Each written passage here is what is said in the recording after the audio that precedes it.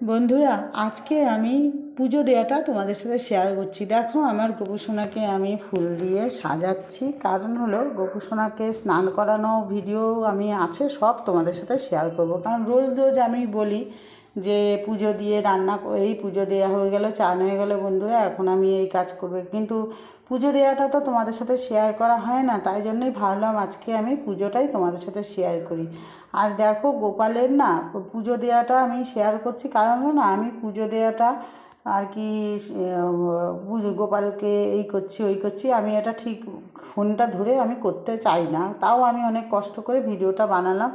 তো তোমরা পাশে থেকো আর গোপালকে দেখো, তোমরা দর্শন করো। আর কিছু আমি এখানে বলবো না, কারণ গোপালকে দর্শন করাটা তো একটা ভাগ্যের ব্যাপার, বলো। আর এটা হলো আমার বড় গোপাল, আর এটা হলো ছোট গোপাল। তো আমি দুজনকেই ফুল দিয়ে সাজিয়ে দিয়েছিলাম।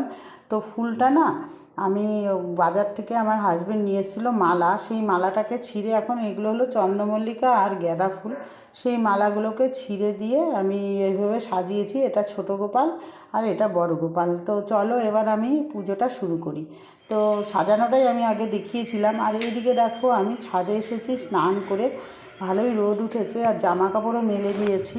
জামা কাপড় মেলে দেওয়ার পরে আমি চলে এসেছি নিচে। নিচে না টাইমের জল, তো তা ঠাকুরের জল দেবো, তাই ঠাকুরের জলটা আমি তুলে নিলাম। আর এদিকে সীতাকুণ্ড গাছটায় না অনেক ফুল ফুটেছে, মোটামুটি গাছ আন্দাজে ভালোই ফুল ফোটে। এটা একটা টবে লাগানো, আর এইটুকুনি ফুল আমার গোপুসোনার চরণে দেওয়ার জন্য যথেষ্ট।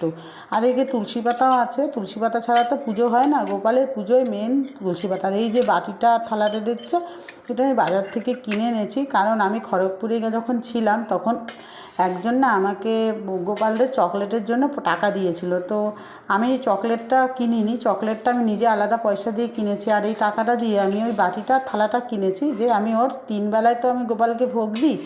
ভোগ বলতে ওই ফল বাতাসা এইসব দিই, তা 3 বেলায় আমি গোপালকে দেবো জন্য ওই থালাটায় বাটিটার মধ্যে যাই হোক পায়েস টায়েস, তারপরে বাজার থেকে ক্ষীর এনে দিয়ে ঢেকে দেওয়ার জন্য কিনেছি, বিশেষ করে দুপুরের জন্য। তো দুপুরের আমি এটা চাপা দিয়ে রাখবো, কারণ আমার কাছে এরকম ধরনের বাটি ছিল না, এমনি থালাগুলোতে দিয়ে না ঢেকে রাখা যায় না। আর এদিকে আমি গোপুসোনাকে দেখো স্নান করিয়ে দিলাম।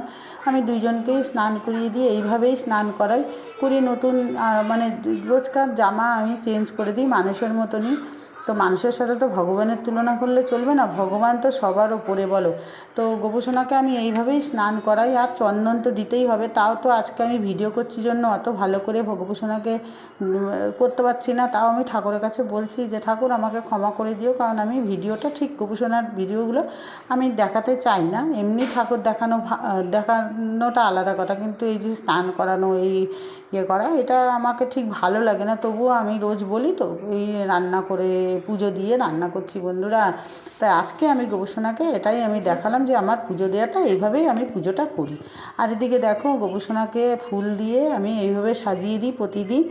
আর হলো, আর প্রসাদটাও আমি কীভাবে দিই দেখো, কলা আর গুজিয়া, আর এদিকে দিই হলো মিষ্টি। রোজ আমি গোপুসোনার জন্য মিষ্টি আলাদা কিনে রাখি। আর এই যে বাটিটা দেখছো না, এই বাটিটার মধ্যে আমি সব গোপুসোনার দুপুরের খাবারটা রেখে ঢাকা দিয়ে রাখবো, তুলসী পাতা দিয়ে রাখবো।